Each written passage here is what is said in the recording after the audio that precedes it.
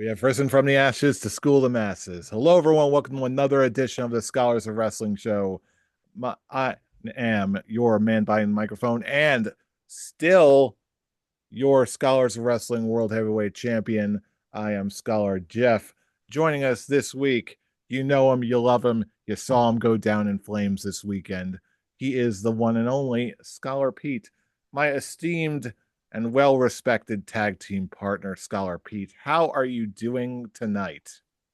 As I live and breathe. Let me tell you something. What a fantastic feat you did at the Royal Rumble by defeating me.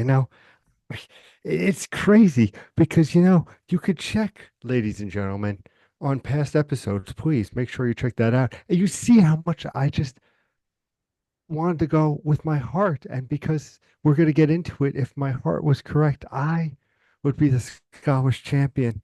However, I have to say I'm very happy to my tag team partner, Scholar Jeff, because it's very intimate this week. It's just you and I. The other scholars are on sabbatical. You have this little Jimmy type character in Charlie, who's the number one contender. I've been on the show for Oh, six we'll get months. to that. Don't I've no, don't you I've worry. never seen the man once in my life. But let me tell you, you are a certified G, and you can't teach that. Yes, indeed. At the Royal Rumble, I successfully defended my Scholars of Wrestling Heavyweight Championship. Pete, I must commend you. You challenged boldly, but that night just simply wasn't your night. I'm sure you're going to have plenty of opportunities, but elsewhere on the card, all of the other, in case you haven't been paying attention, the other scholars were competing for a chance at my World Heavyweight Championship. And the one who came out on top was Scholar Charlie.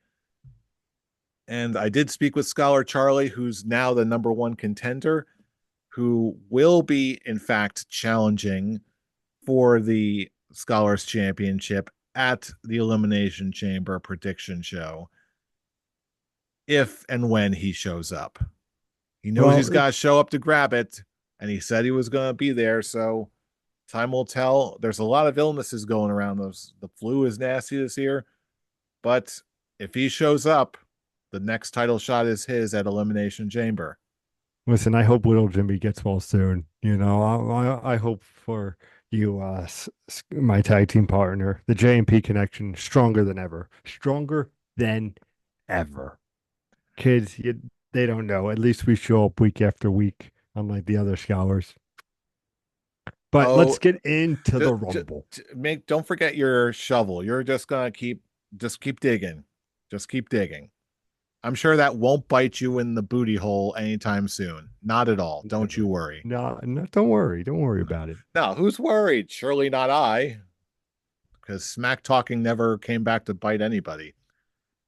But be that as it may, Royal Rumble 2025 has indeed come and gone, but the fallout is still very much with us. We're going to break it down every single little bit of it. But first, we have a little something in a segment we like to call Backstage News. So let's peek behind that curtain and take out the news that is in the wrestling world in a segment we like to call Backstage News. News. News. News. Tark's not here, guys, so I gotta do it all myself. Meh. That's how we open this a segment. Yes, indeed. But yes, What is the backstage news, Scholar Jeff? the backstage news is just one little nugget of joy, but it's one that I found particularly noteworthy.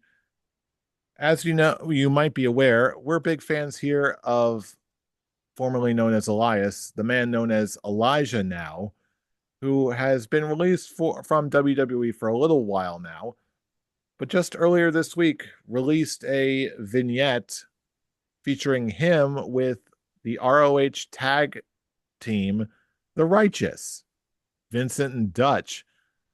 And it's one of those things where you don't know how much you want to see something until you actually see it in front of your eyes. not only am I delighted that Elias or Elijah, excuse me, is back working for a major company again consistently, but with a very intriguing gimmick, no less. One I happen to really, really enjoy. This one absolutely fits. Uh, I know we were talking about this, you and I earlier, Pete, before we started recording this, and you said you have not seen this segment yet. No, no, I haven't. But I've always loved his character. I mean, that's the one. Some of his best work I felt was with Kevin Owens back in the day. With just what personality is he? What's he doing? But I mean, like you said, for him to get an ROH contract, which is great. Everybody loves some Ring of Honor.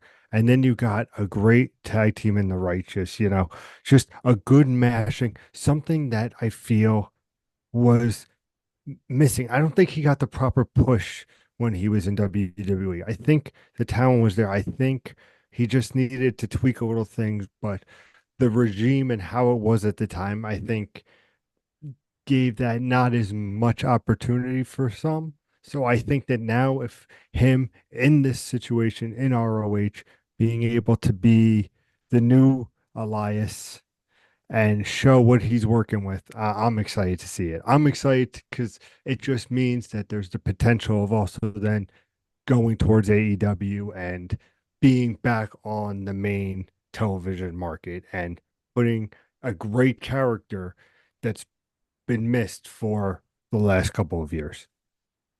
For sure. I really did feel, I remember saying something similar to this at the time, where I really felt like Elias was one of those rare characters who actually benefited from a Vince McMahon regime in the latter days. Three names come to mind that were actually good and I enjoyed. Elias, uh, what's his name?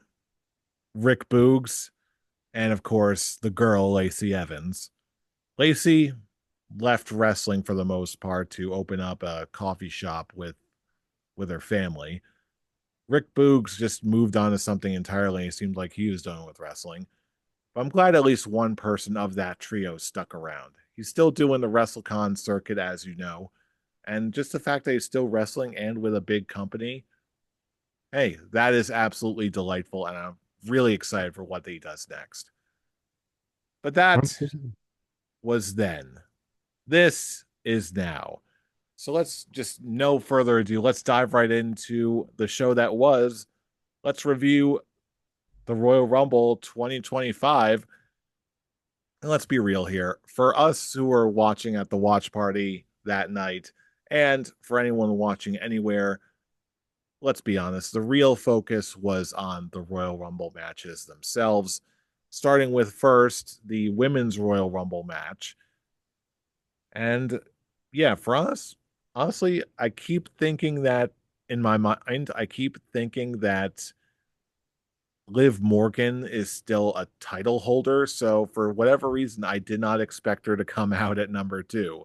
But I'm like, oh yeah, she's actually in the running for a title again. So okay, sure.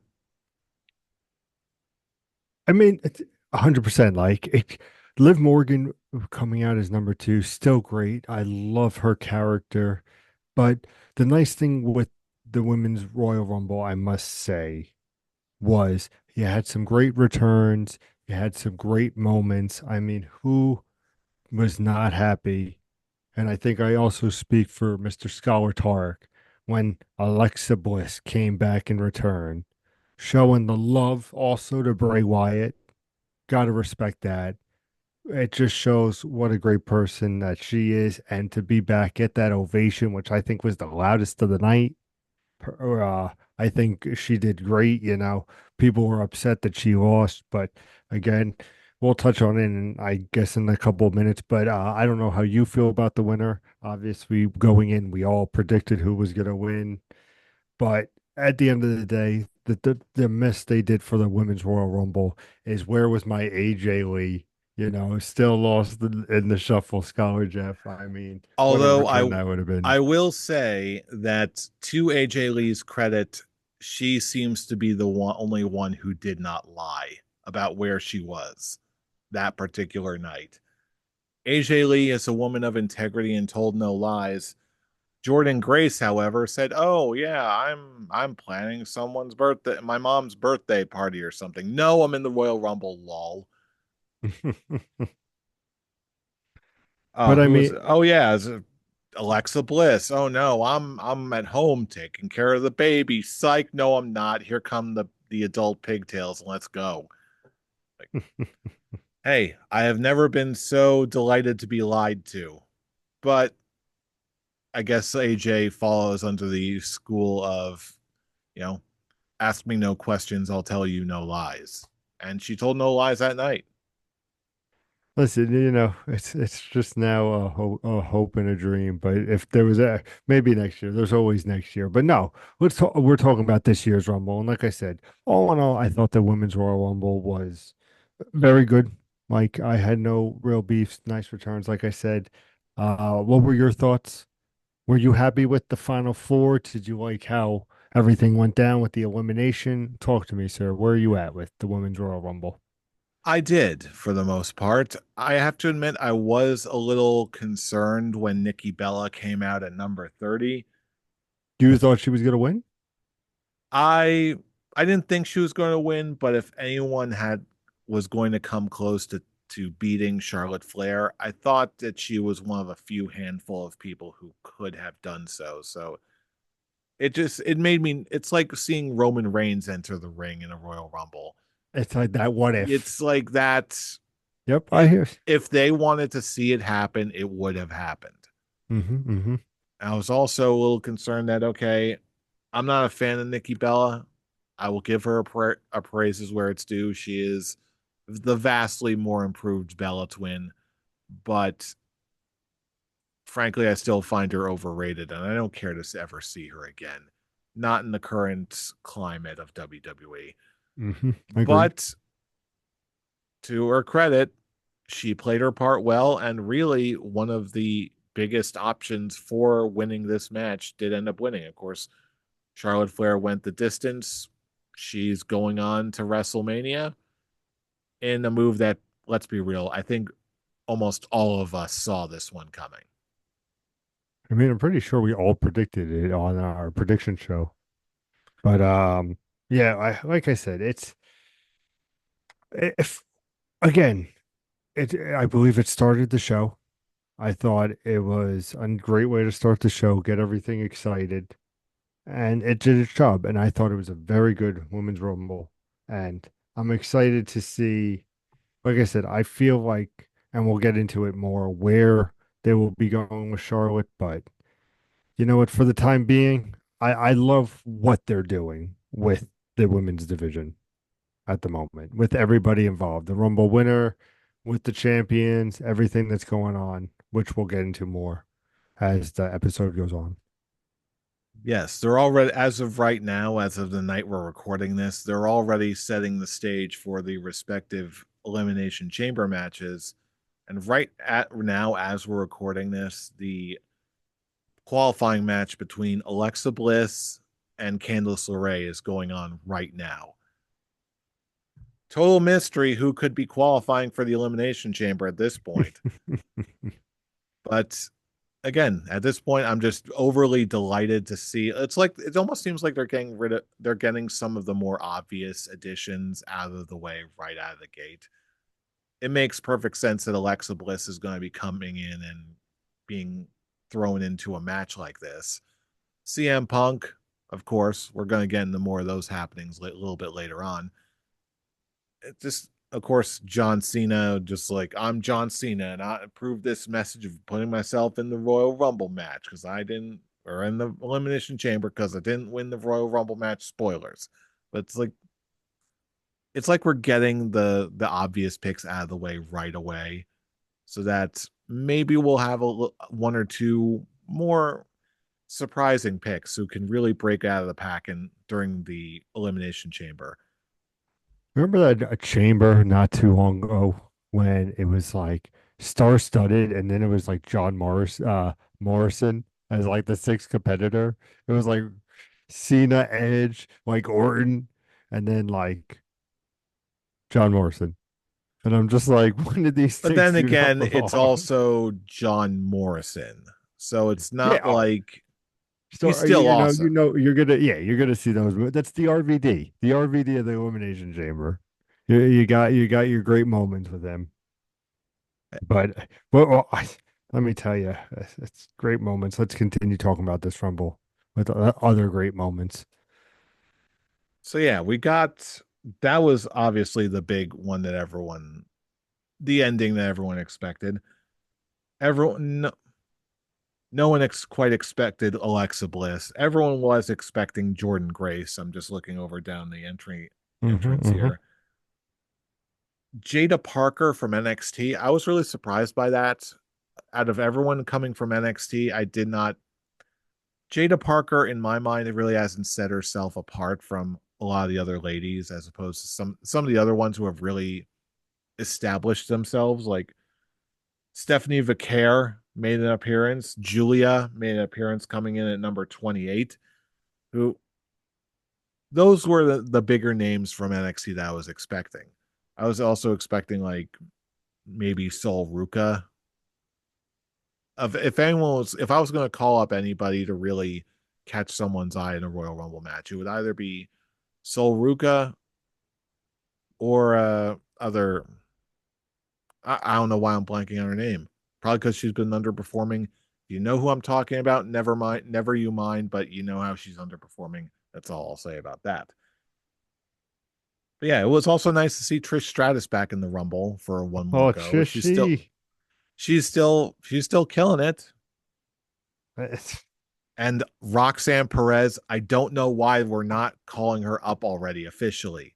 Like let's talk about that first. The longest time, what was it, 65 minutes? She was something like that It was, for let me sure. tell you, that one thing I like to think myself as being a wrestling fan is the Rumble is really where you test out. You have your veterans come back like Trish Stratus, you have your returns like Alexa Bliss, but you have these people that you want to see and they just are in the ring. And she was in for 65 minutes. We're going to get into the men's Royal Rumble where there's a gentleman in for 40 minutes. Like it shows like, hey, these guys are busting their butts, staying in there for 58 minutes, keeping the energy going.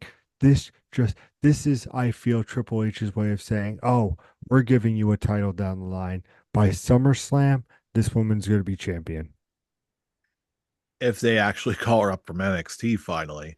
But I mean, yeah, it's got to be coming. It's got to be coming the night after WrestleMania, and I like we'll get into it like more. But hopefully I mean, before that, and they'll actually put her somewhere on the WrestleMania card. She's more well, than even earned it by now.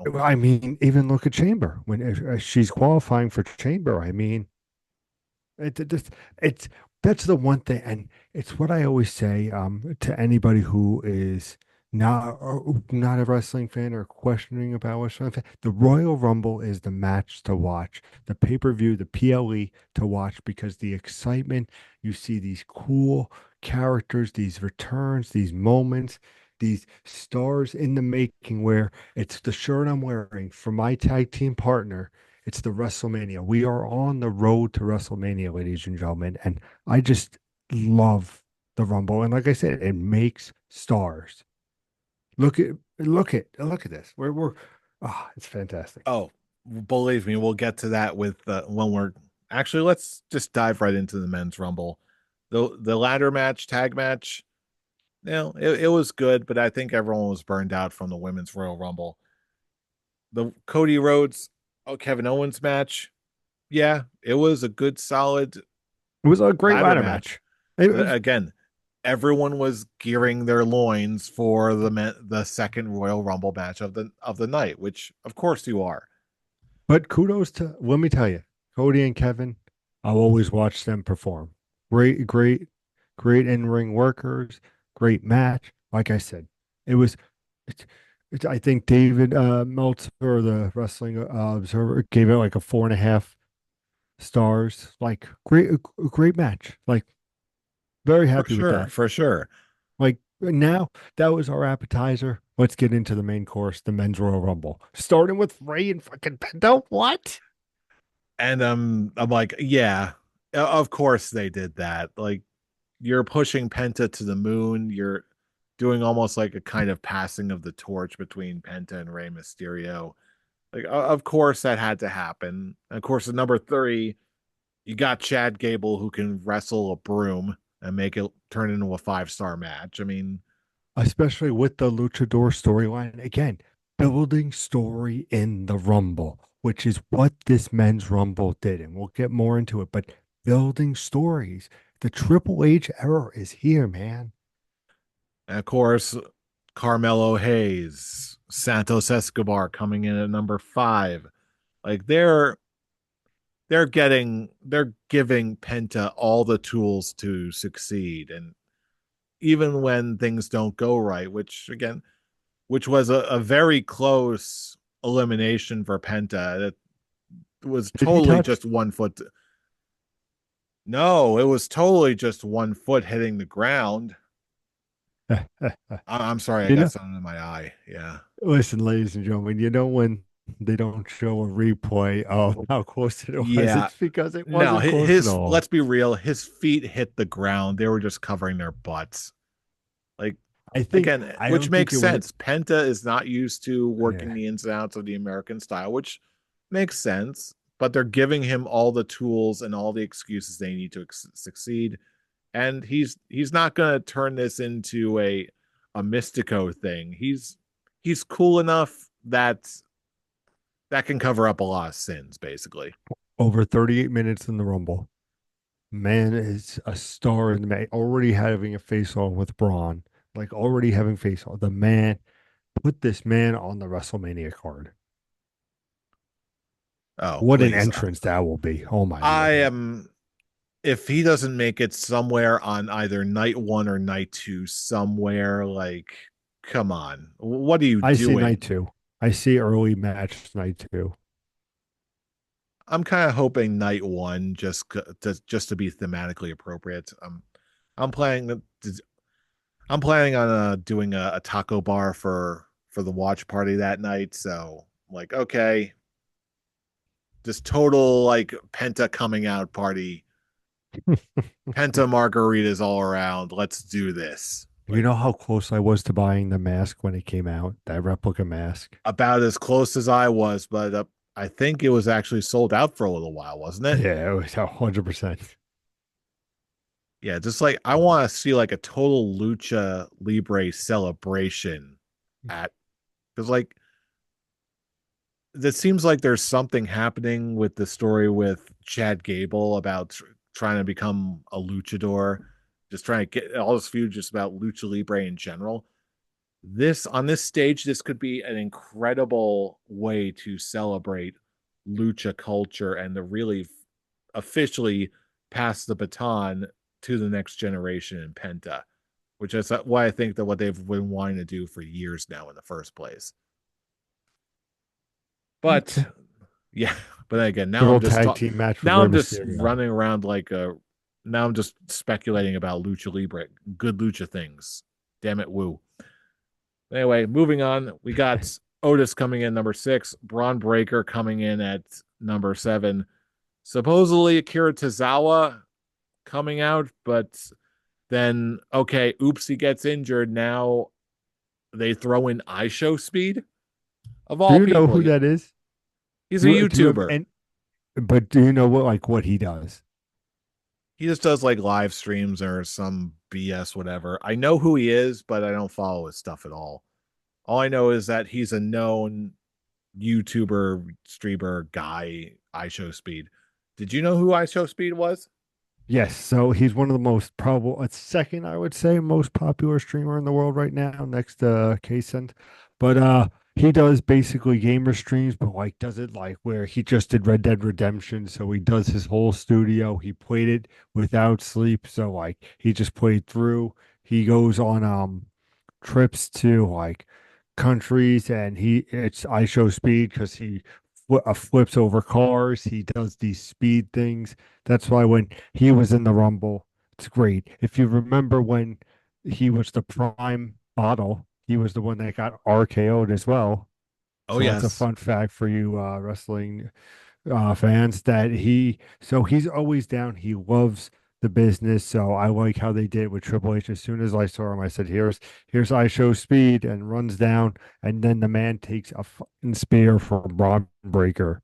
Like, I'll tell you and he what, I was surprised. I've even heard about that spear from people who haven't watched wrestling since the Hulk Hogan days. It was like, yeah, I haven't watched wrestling this time, but did you see that one clip from the Royal Rumble? I'm like, I had this moment of like, how did you know that? he's that big in the world. And even I think it was Triple H where he said like in a press conference or somewhere where he's like, I basically told I am Speed like Braun might fucking spear you, buddy. Like be ready. And you just see in the match where he just sees him, and I'm like, this guy's gonna lay him out. I show speed died. Did not show Speed on that move. I show speed is dead. I show speed got shown speed And and then power. let me tell you, and then to take the bump again from Otis with the fallaway slam into the announce table. Like, again, it's the nice thing is it's your celebrity in the Rumble. It's somebody who loves the business, taking bumps, showing his love for it. Like, kudos to him. I thought it was again, perfect. Not too long, not too short. Nice little moment. And like, sorry to Zawa, but like, you weren't winning the Rumble, buddy. So this was a nice little feel good moment for the fans. And again, made Braun look like a monster. Like, who's going to stop this guy? Penta? I will say that is I will say that's another thing I liked about both of these rumbles that we haven't addressed yet. I like how well paced these were. Oh, Like, 100%. like once we got like the fun gimmicks. I'm not even gimmick stuff, but more like the fun like little moments and more in the first half. Capped off with we got Jacob Fatu at number 12 who just started wrecking people for a while. But then 15, someone must have said his name because we He got Joe appeared. Hendry finally and showing up, which was I felt so honestly, I felt better for him having that moment than I was to actually watch the moment, if that makes any sense at all. Like I, I saw like when this guy was coming up, like wrestling like Joey Ryan in the Indies when he was still a thing. And to see where he's come from to what he's doing now, I'm just like, yeah, man, I believe in Joe Hendry. I've been believing in Joe Hendry for literally years at this point. I'm glad so many other people are believing in the guy now. It's so much fun to see. and that's it. I mean, I put him as my surprise entry because I knew the relationship that they have now with TNA. He was in WWE for a couple months there, like as just like a little partnership in the growing, and now to have in the Rumble, the ovation he got, it was just great moments where you see just a night, and then having the TNA belt, acknowledging the TNA brand, years ago, this never would have happened. Never in a million years. But now, like for him to come in and, like you said, and I'm gonna touch on it later when we talk about the Rumble winner and just the emotion of this guy like clawing his way to become, and now you say his name and just the fans go nuts. What a moment for this guy, number 15 in the Rumble. Perfect. Again, the pacing of this Rumble was perfect, I feel. Except right after his 15, the entire Rumble just kicked in the high gear because right after When Joe Hendry, we got Roman Reigns coming out at number 16. 17, we get Drew McIntyre. 18, Finn Balor. 19, Shinsuke Nakamura. 21, main event Jey Uso, or 20, main event Jey Uso. 21, a returning AJ Styles, which was really great to see that he's back in form again. After that, we get Braun Strowman. 23, we get John No, hold Cena. on, 23. Hold on. And I wish we had Scholar Tarek here because I turned to Scholar Tarek when it was counting down and I said, Scholar Tarek, 23 is going to be John Cena. And he looked at me, he goes, what? And I said, he's going to be John Cena. Do you know why it was John Cena? Why was it John Cena? Do you know when John Cena's birthday is? No, I can't say I do off the top of my head. April 23rd. Is it really? It's true. It's true. It's damn true. I share a birthday with John Cena. I also share a birthday with Andrew Jones of the Atlanta Braves slash New York Yankees, but I don't think you would know Nobody that. knows who that is. That's not a real person. Great center fielder. Great center fielder. Anyway, but yeah, so I I knew heard he's a that great third baseman too. that's Chipper Jones, but close I or don't know Larry. the fool's ball. Anyway, moving on. But no, in all seriousness, no. His birthday is legit. April 23rd. Fact check me, fans. Let him know in the comments that I'm correct. But I just turned to Scholar Tark. I was like, this could be John Cena. I know it. And of course, fans, I had 1623, but here I am missing about Roman Reigns and John Cena, and somehow I'm not the fucking champion. Explain that shit, Scholar Hey, Jeff. picking just picking one number isn't going to make that much of a difference unless you picked number 20 and actually got Jey Uso. That's what ended up helping everybody in the end. Hmm. But Which, as you were, but again, we're not even done. 20 24 we got CM Punk. 25, we got Seth Rollins. 26, we got Dominic Mysterio because someone's got to die. 27, we got Sami Zayn. 28, Damian Priest. 29, LA Knight. Yeah. And the big number yeah. 30, are returning Logan Paul, which for maximum trollage, of course they did. But either way, you got a whole lot of heavy hitters in the final stages of the men's rumble. Now, at this point, we're looking at a Roman Reigns, a CM Punk, John Cena type winning scenario. Are we not, Scholar Jeff? I think almost everyone did who played the Royal Rumble game this year. Thank you very much for playing, by the way. Everyone who played in the Royal Rumble game all picked one of those three to win, except for one person. One person ended up calling it right and ended up picking Jey Uso to ultimately win the Royal Rumble this year, which shocked the hell out of me. I thought, okay, everyone's going to go for Punk or Roman or Drew McIntyre or whatever. But when I looked over the final statistics and the final submissions, yeah, one person actually called Jey Uso and got it. I'm like, wow. I That's probably one of the more impressive picks I've seen in running the Royal Rumble game in years. I mean, pick my Fantastic. lottery numbers, whoever that was. My goodness. I can tell you who it was after the show. Please, please. But let me tell you. But again, this stack Rumble, and then we're talking about story in Rumbles, and we got story. What do we see, Scholar Jeff? Well, long story short, both Roman, Cena, and Punk, or no, Roman and Punk both got eliminated, basically leaving the final two down to John Cena and Jey Uso. Now, I think virtually everyone thought, okay, there's going to be the usual thing that they've done a few times already. They're going to have Cena's going to do the back and forth with Jey Uso. Okay, like okay, the young kid's got it. He's got a lot of heart, but he just comes up so close.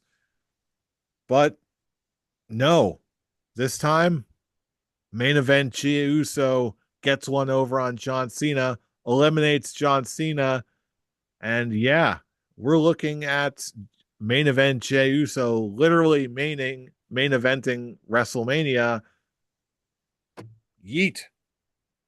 Let me tell you, it's like I told y'all on the Scholars panel, Scholar fans, it's like I've been telling you for weeks. Scholar Tarek thinks I'm crazy, but I really did think that this is the year for Jey Uso. I mean, to break out the way he has, to get this crazy just following of fans to come through the crowd and just be immersed in them. We're going to talk about Raw in just a bit and just what happened there. But for him to win, the shock value, the just, and it's something where, you know what this Rumble was? Charlotte Flair was predictable. And like you said, one person in the Rumble game put it, Jey Uso. That's crazy because expect the unexpected. The kid is over everybody's, just ready for this. Is it going to be Gunther? Is it going to be Rhodes?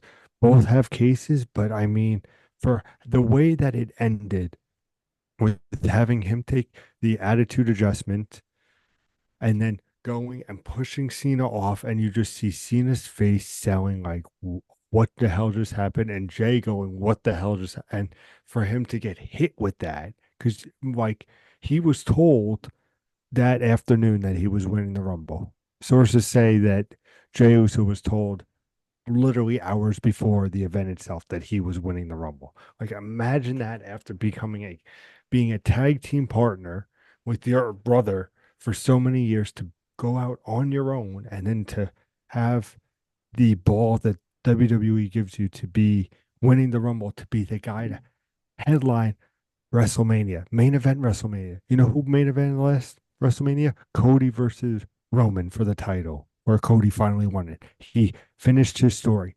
What's Jay's story going to be for this main event of Jey Uso? What do you think, Scholarship? Do you think that he could win the belt? Do you think that it's all hype and he's not that great? What do you think? I'll tell you what, and I'll start with this. This is one of those results where occasionally we'll talk about, oh yeah, we want a more unexpected, surprising win. This was unexpected, a Jey Uso win, but at the same time, I didn't see it coming. But at the same time, in hindsight, it makes all the sense in the world. Because, like I said last year, right after I got back from WrestleMania 40 last year, I was shocked by the amount of yeets I've heard for the entire weekend. Just kids yeet, adults yeet, people on the street who are picking up their fifth Phillies cheesesteak of the weekend yeet. Everyone's yeeting. Like I was, it doesn't come across all the time on TV, but the man is over. That being said, yeah, he was also in the most disappointing match of the entire weekend. He was in the match that was my pick for worst match or most disappointing match of the year. In all fairness, I don't know who you can really blame for that. Maybe it was timing. Maybe the something didn't quite click. Maybe it was any number of things. I don't know. But regardless of whether or not I think he can deliver, I mean, obviously he's got way more experience in the ring than I ever will. But as far as he's certainly over enough where that can carry him through whatever happens next. He's certainly a competent wrestler for sure. But as far as will he deliver in the way that we all seem to want him to, that all depends on where he ends up and what kind of stage they put him on. That, I believe, is going to be the most interesting conversation to have. And we will have it. But first, before we get to Monday Night Raw and where we think this is all going, what would you give your final ratings for the 2025 Royal Rumble? Scale 1 to 5, beard ratings, go.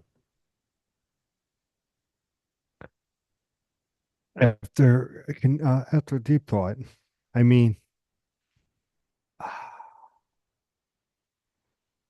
I want to give it a 5. That will be a full on Will goat be, face. but I just feel like the beginning didn't hit. I'm going to give it a 4 out of 5, A but a full strong beard. 4 out of Yeah. 5. Oh, yeah. That's definitely nothing to sneeze at. I'll give this a full on 5 out of 5 goat face. This is a fantastic Royal Rumble. Again, it was a year when we got 2 Royal Rumbles, which it's kind of hard to screw that up. But even then, the journey getting there, the star power was all there. The matches were great, and they were exciting. And we also got a whole lot of really unexpected moments. It's everything that a Royal Rumble match should be, and it was a ton of fun. So I can see why it might not click for you all the way in some spots, but damn it, it scratched the itch for me, so I cannot give this anything less than a 5 out of 5. goat face of a Royal Rumble. But like we said, the road to WrestleMania is just getting started and the fallout is just beginning to be felt. So, meanwhile, we're going over the Monday Night Raw. The qualifications for the Elimination Chamber are starting to kick off.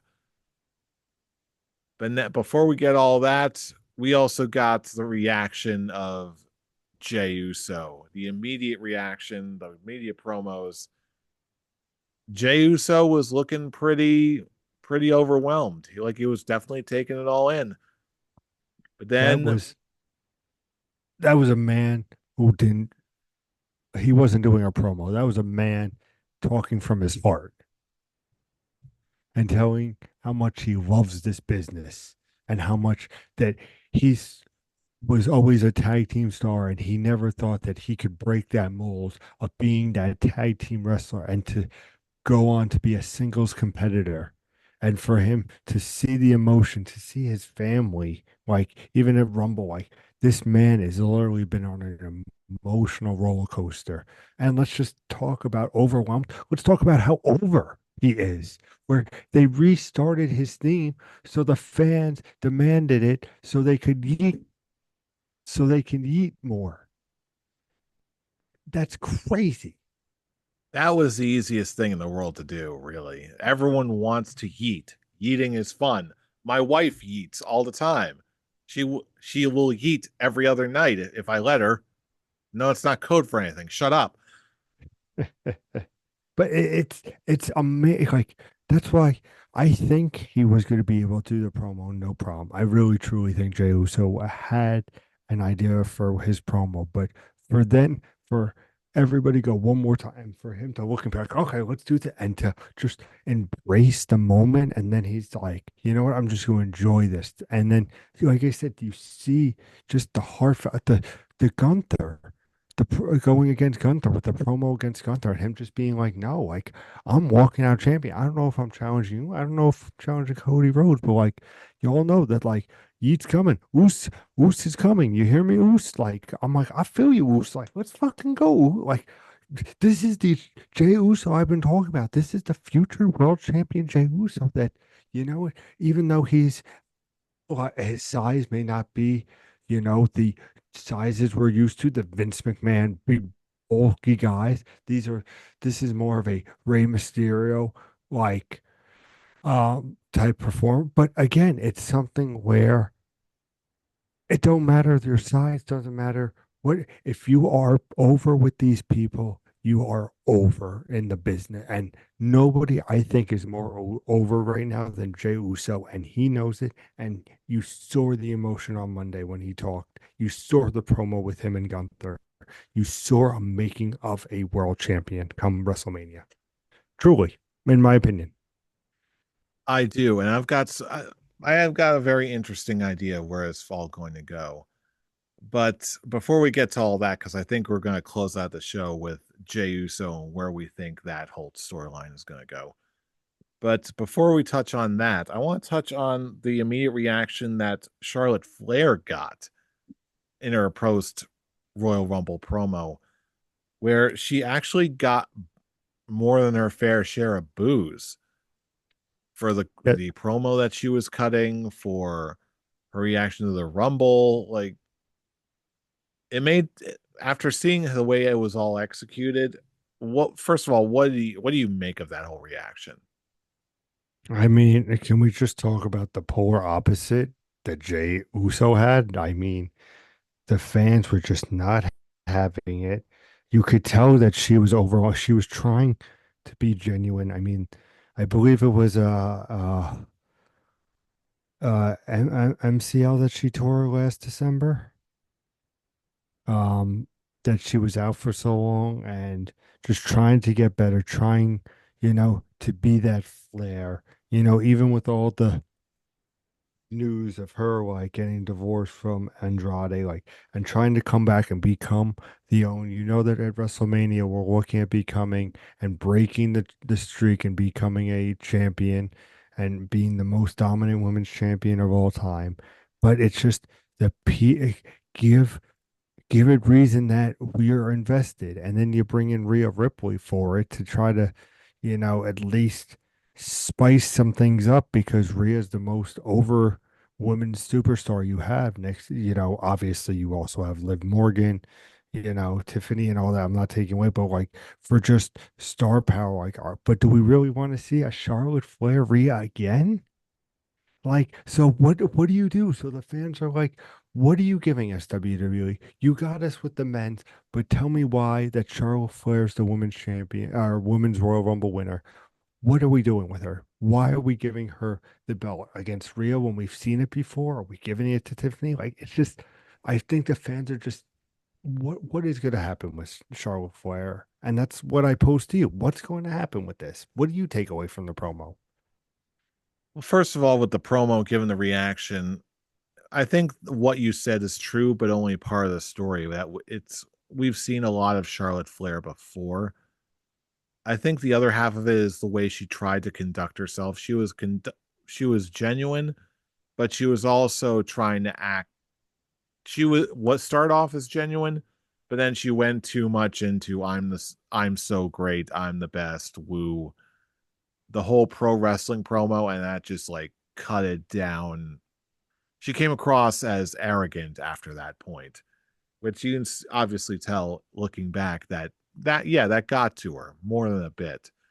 So it just seemed like, okay, what are we going, like, bad guy? Are we going for villain? Are we going for sympathetic baby face? What are we really doing here? But with all that being said, regardless of what they're doing, if they do want to do something fresh, I think there's really only one obvious way to go with this, and that is to eventually set up for a Charlotte Flair versus Tiffany Stratton match. It's the only fresh one. It makes all the sense in the world, especially to give Tiffany the rub and sort of almost, yeah, if they keep going in this direction, Charlotte Flair will be the heel and Tiffany Stratton will go babyface. Everyone's already cheering for her, so it makes all the sense in the world. That is the easy portion of this. But as far as the more unpredictable pick, we'll get to that in a minute. But where do you see this going? Who, if you had the pencil right now, who does Charlotte face at WrestleMania? Well, thank you, Michael Hickenbottom. Me is Paul Levesque would obviously do. I have some technical difficulties. Please stand by. You're Uh, using a green screen. I You're not know. actually in front of a wrestling So ring right agree. now. Oh my stars and garters! My reality is shattered. My Isn't it? precious kayfabe. Whatever shall I do? You do not see the man behind the wall. I Oh see God, no! half of it. You know what? We're gonna keep this for the moment because you know what? Why not? We're having fun here on the Scholars Wrestling today. We're in the final minutes of the show anyway. We're bringing it home. I mean, Let's roll with it, baby. pencil to pen, I would fire my lighting designer. Number two. I would love Oh, to see brother. Tiffany Stratton versus Charlotte Flair. I think I like you said, it's Rhea's too big right now. I think what they're doing with Io Sky and with Liv Morgan, that's still too juicy. Why you gonna do that? Have Charlotte Flair go over to SmackDown where she'll thrive better. That's what my pen to paper would be, is put her on SmackDown because you know what, like it's have the feud with Tiffany. Get like you said, have that match, give her the spotlight. But I think a match against Rhea is absolutely the stupidest thing they could do. I wouldn't say it's the stupidest. I'd just say that we've seen this plenty of times before. It just doesn't have the freshness that Charlotte versus Tiffany does. But I think that we already called by a mile. Before we head on out of here, let's talk Jey Uso and where we think he's really going for real. I've got a bit of a pitch for you, but first I want to hear what you think. What's going to happen with Jey Uso? If you had to figure it out right now, what's Jey Uso doing? I had the pen. Well, let's figure this out. As you know, we've had while we record, we have SmackDown. You saw the Cody Rhodes Jey Uso promo.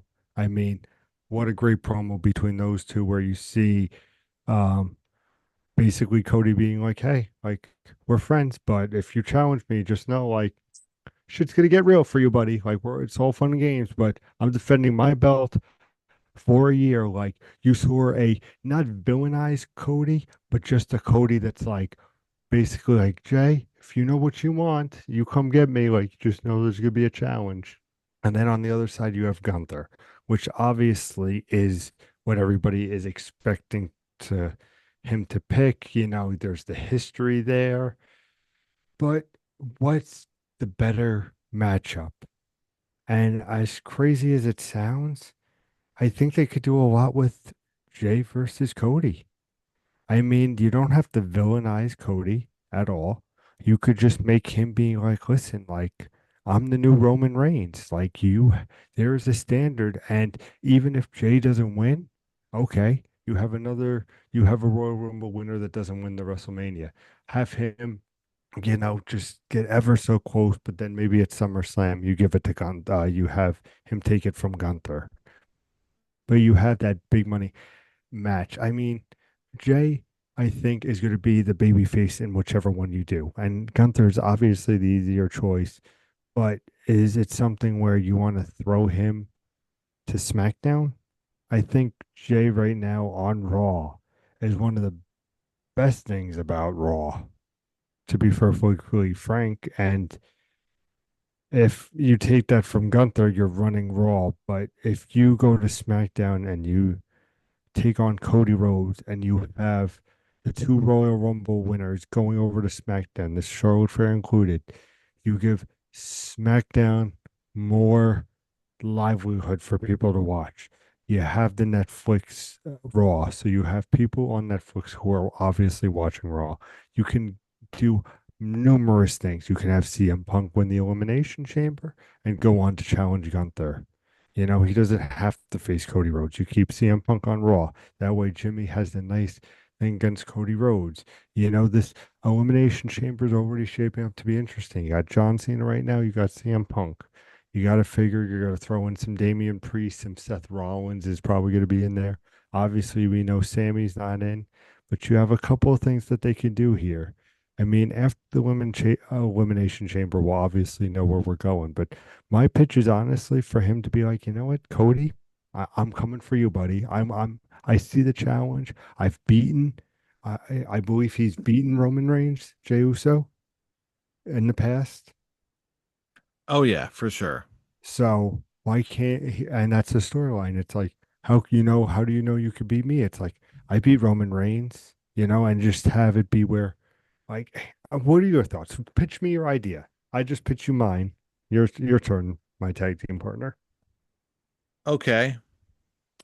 Well, I correct me if I'm wrong here, but I believe we saw reports that Roman's injury is so he just as an excuse, so he is not in the actual Royal Rumble match or the Elimination Chamber match. Mm-hmm. I think it's going to be like a Seth Rollins, Roman slash maybe Punk if they go with Here's what Jay I for think. Gunther. Here's my original plan. Lay it on me. If they're not going to use Roman in the Elimination Chamber match, I don't think that does not necessarily mean he's not going to make some kind of an appearance at or during the actual Elimination Chamber match itself.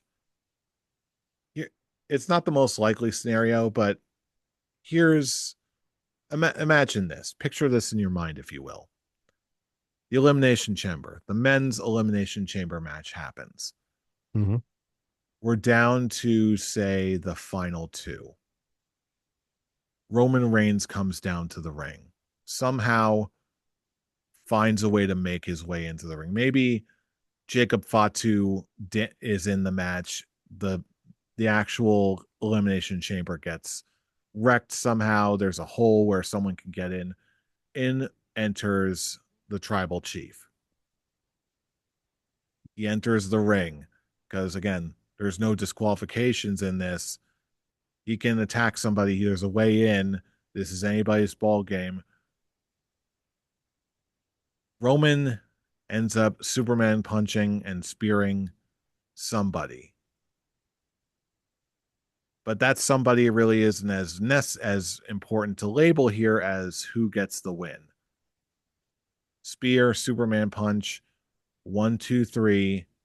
The winner of the men's elimination chamber and who's going on to a title match at WrestleMania, CM Punk. Why? Because of Chekhov's gun, the favor that is owed to the tribal chief, Punk.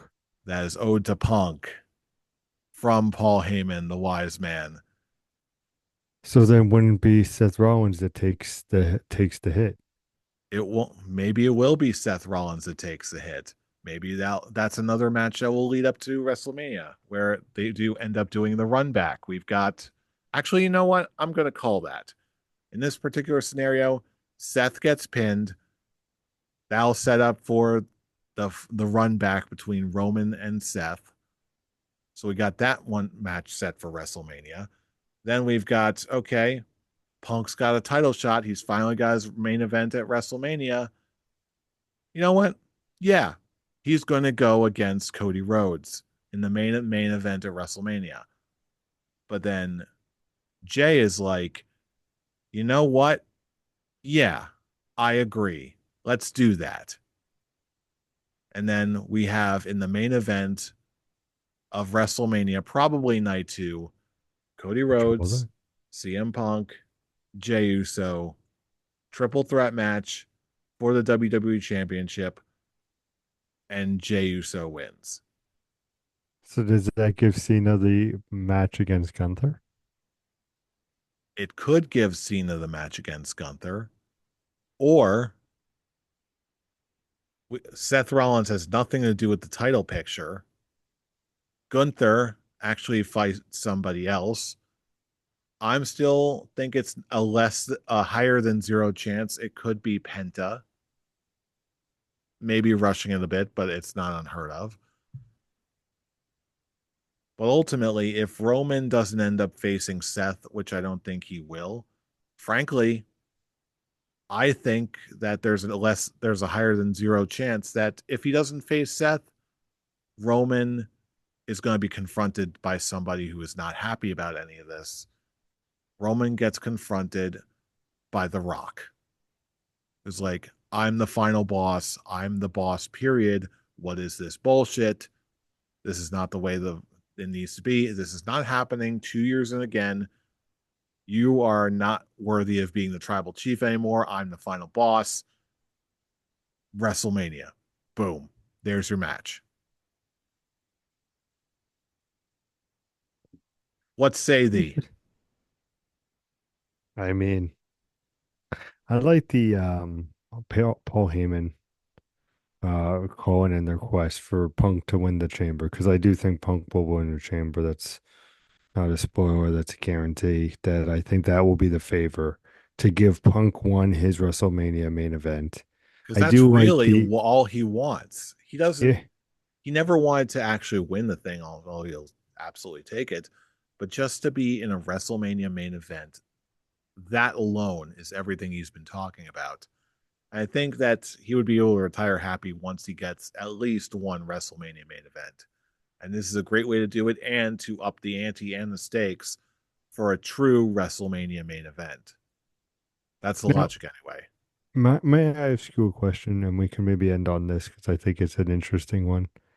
I was listening to a fellow podcast and I was thinking is do you believe that night one of WrestleMania is the true main event of WrestleMania? Or do you think that night two is the true main event? I And have that always night one is believed just appetizers? I have always believed that the final match of the final night is the true main event.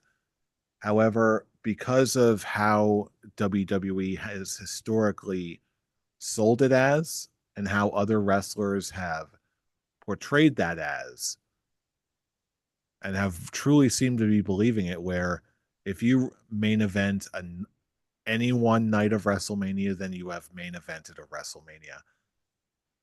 I'm not going to argue against that, but everything in my brain still tells me, you know what? The main event is the final match, full stop. But you know what? I agree. I agree. Don't worry. To everyone's again, I don't think there's necessarily a wrong Right or answer for wrong. Yeah, yeah. this, 100%. but what I will say is this. I feel like the prestige of and the match quality of any one match of those night two of WrestleMania in my mind is definitely preferred and usually carries a lot more weight in my mind. But the night one main event matches that we've seen so far aren't lacking in the slightest. They still do not lack any of the punch or the teeth or any of that. They absolutely deliver in terms of talent, in terms of prestige, everything. So, in short, while I tend to not think of the things that way by default, those matches that we do get in the night one slot for WrestleMania for a WrestleMania main event absolutely seem that way, and they live up to the name. Does that make sense? 100%. And fans, of course, please let us know in the comments what your thoughts are on the main event, night one, night two. I also agree with you, though, my tag team partner. I feel like night two, the main event, like that's why it's like, I listen, the tag team match with, Rock and Reigns versus Cody and Rollins, it's great. But I was just like, you know what, like, this is just, this is just like not I don't want to say BS, but I'm like, this is just filler until we get to the real juice, which was the Cody Roman 2 at 40 to be like, what's gonna happen here? So like I said, when it was like, oh, Sammy's it goes, I main evented a WrestleMania. I was like, yeah, Technically, you're right, but technically you're right, but it was a Saturday and yeah, but no, like I said, please let us know in the comments. And but I was just curious where you stood on that score, Jeff, because it's I just I don't want it to be a 2 night thing all the time. Then we're gonna get 2 night Survivor Series, 2 night SummerSlams. We don't need that. That's too much. hey, I'm not going to poo poo on it yet, considering the first two night SummerSlam is going to be in our neck of the woods, and I'm really hoping to get some tickets to go. So That is fair too. I'm thinking that this year's SummerSlam is probably going to be a test run to see how this kind of setting works outside of WrestleMania. Because I have to admit, I do like the two night WrestleManias, and if they keep delivering, at least for SummerSlam like this, maybe there's a future for the concept. But as with all things, time will tell. Indeed. But outside of that, those are our thoughts for this year's Royal Rumble match and where we think it's all going to go. But now is our time in our show where we turn back to you, our fellow fans. Where's Jey Uso going? Who's he going to challenge? Who's going to win the Elimination Chamber matches? What's the main event of WrestleMania this year? Both of them. What's that going to look like? No matter what you think, let us know all across the internet. YouTube comments, Facebook posts, yada, yada, yada. Comment sections all across the internet. But of course, if you want to join in the conversation yourself, you can just catch us on the Twitter machines or the X machines, whatever you want to call it. Join in the conversation. And if you do, Scholar Pete, where can they reach you? First, they can find me at I need to find a new lighting designer at Improv Feed over on X/Twitter. And you can find me just enjoying all of this at I'm Robbie Rage. And for all of these relevant social media links and much, much more, check and the scholar just check out our link tree in the description box below. That's linktree/scholars of wrestling. And with that, I'd say it's been a week and it's been a show. But we're going to be back because we're not done yet. The road to Elimination Chamber is coming, and we're going to be covering every single little bit of it because you know who we are. We are the scholars of wrestling, and you have just been schooled. You're You're welcome. welcome.